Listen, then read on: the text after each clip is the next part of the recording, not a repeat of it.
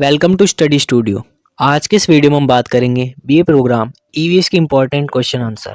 अगर आपने चैनल को सब्सक्राइब नहीं किया है तो चैनल को सब्सक्राइब जरूर कर लें। चलिए वीडियो को स्टार्ट करते हैं। हमारी यूनिट 1 है पर्यावरण अध्ययन का परिचय और हमारा फर्स्ट क्वेश्चन है पर्यावरण अध्ययन को एक बहुआयामी विषय के रूप में क्यों माना जाता है। हमारे पर्यावरण की समस्याओं के समाधान प्रदान करने में इस पाठ्यक्रम के महत्व की व्याख्या करें। चलिए अब हम आंसर देखते हैं। पर्यावरण अध्ययन के अंतर्गत कई विषय शामिल हैं।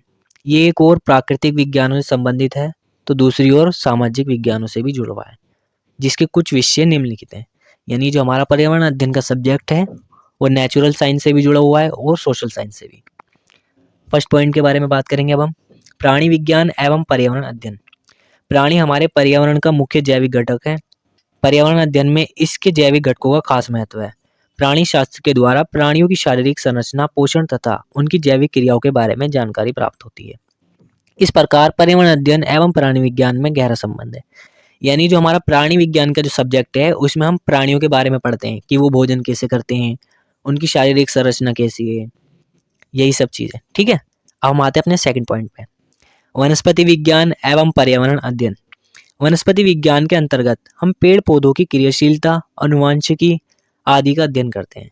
पर्यावरण में वनस्पति को काफ़ी अधिक महत्व है। पर्यावरण अध्ययन का वनस्पति विज्ञान से घनिष्ठ संबंध है। यानी वनस्पति विज्ञान में भी हम वनस्पतियों के बारे में पढ़ते हैं कि पेड़ पौधों की क्रियाशीलता कैसे होती है, वो अपना भोजन कैसे बनाते हैं। ठीक है, थर्ड पॉइंट है हमारा रसायन विज्ञान एवं पर्यावरण अध्ययन। रसायन विज्ञान पर्यावरण में उपस्थित विभिन्न प्रकार की गैसों, वर्षा के जल प्रभाव आदि की जानकारी देता है।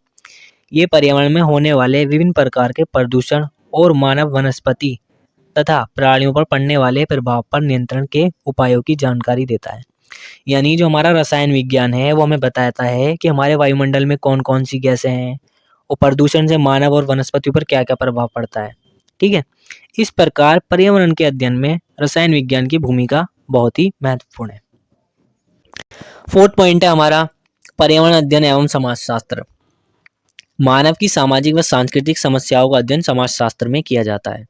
वर्तमान समय में मानव की सामाजिक व सांस्कृतिक मान्यताओं में काफ़ी बदलाव हो रहा है, जो पर्यावरण को काफ़ी हद तक प्रभावित कर रही है। उदाहरण के लिए वैदिक युग में लोग प्रकृति की पूजा करते थे। उनका मानना था कि वृक्ष में देवी देवताओं का निवास होता है, इसलिए वे वृक्ष काटना पाप समझते थे। लेकिन आधुनिक युग में बढ़ती आवश्यकताओं के कारण पेड़ों की अंधाधुंध कटाई की जा रही है। इससे कई तरह के पर्यावरण संकट उत्पन्न हुए। यानी पहले के लोग जो थे वो पेड़ पौधों में सोचते थे कि देवी देवताओं का निवास होता है, इसलिए वो उन्हें काटना पाप समझते थे। लेकिन आज के दौर में तो पेड़ पौधों को यूं ही काट दिया जाता है। इस तरह पर्यावरण अध्ययन एवं समाजशास्त्र एक दूसरे से संबंध रखते हैं। ठीक है, फिफ्थ पॉइंट है हमारा पर्यावरण अध्ययन एवं अर्थशास्त्र। अर्थशास्त्र का लक्ष्य जीवन स्तर को उठाना है। आधुनिक युग में विशाल जनसंख्या की आवश्यकता को पूरा करने के लिए प्राकृतिक संसाधनों का अंधाधुंध इस्तेमाल किया जा रहा है।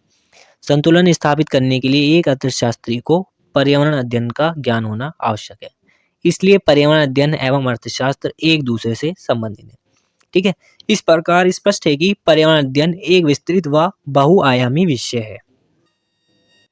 अब हम बात करेंगे इस क्वेश्चन के सेकंड पार्ट के बारे में, यानी पर्यावरण अध्ययन के महत्व के बारे में। जैसे कि हमारे क्वेश्चन में दिया गया था कि हमारे पर्यावरण की समस्याओं के समाधान प्रदान करने में इस पाठ्यक्रम के महत्व की व्याख्या करें। यानी पर्यावरण अध्ययन के महत्व के बारे में बताना है। चलिए देखते हैं, हमारा फर्स्ट पॉइंट है मानव प्रगति एवं विकास में सहायक। वर्तमान समय में मानव की औद्योगिक संस्कृति में मनुष्य की प्रकृति पर निर्भरता को बढ़ता हुआ देख सकते हैं। कच्ची सामग्री का कितना और किस प्रकार उपयोग करना है ताकि उद्योग की प्रगति बराबर बनी रहे और प्रकृति संतुलित रहे। इससे मनुष्य के विकास के दरवाजे खुले रहेंगे। इस प्रकार पर्यावरण मानव की प्रकृति एवं विकास में सहायक है। यानी हम देख सकते हैं मानव किस तरह प्रकृति पर निर्भर है और हमें कितनी चीज़ों को, प्राकृतिक चीज़ों का इस्तेमाल करना चाहिए और कितना नहीं। अगर हम ज़्यादा चीज़ों का इस्तेमाल करेंगे तो बैलेंस नहीं बनेगा। अगर बैलेंस बनाना है तो हमें थोड़ा बहुत इस्तेमाल करता रहना चाहिए। ठीक, सेकंड पॉइंट है हमारा पर्यावरण प्रबंधन के लिए। पर्यावरण में जो परिवर्तन आ रहे हैं तथा उसके संसाधनों की जो हानि हो रही है वे मानव जाति के लिए चिंता का विषय है। पर्यावरण अध्ययन से मनुष्य इन संसाधनों को उचित प्रबंधन का ज्ञान प्राप्त करके उसे व्यवहार में लाकर और लोगों में जागरूकता लाकर पर्यावरण का उचित प्रबंधन करने में सहायक हो सकता है। यानी हम देख सकते हैं किस प्रकार अंधाधुंध संसाधनों का उपयोग हो रहा है और आने वाली पीढ़ियों के लिए भी कुछ नहीं बचेगा। इसलिए हम पर्यावरण अध्ययन करके उन संसाधनों को बचा सकते हैं और लोगों में जागरूकता फैला सकते हैं। ठीक है। थर्ड पॉइंट है हमारा जीवन का अस्तित्व बचाए रखने के लिए।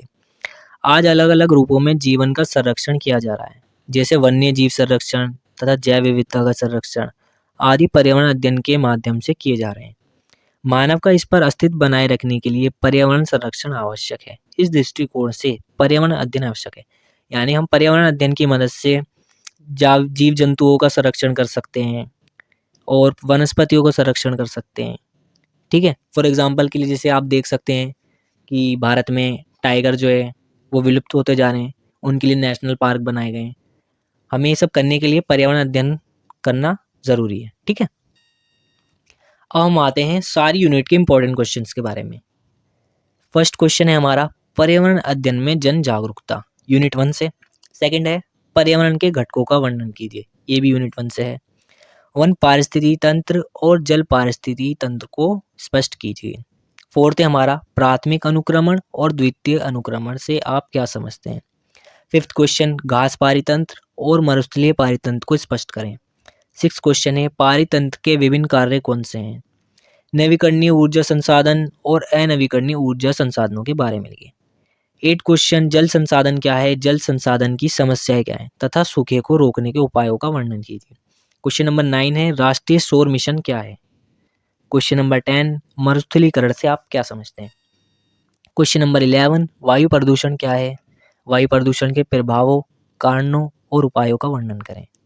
क्वेश्चन नंबर 12 जल प्रदूषण क्या है, इसके कारण, प्रभाव और नियंत्रण के उपायों का वर्णन करो। क्वेश्चन नंबर 13 ठोस अपशिष्ट क्या है, इसके प्रभाव और नियंत्रण उपायों का वर्णन कीजिए।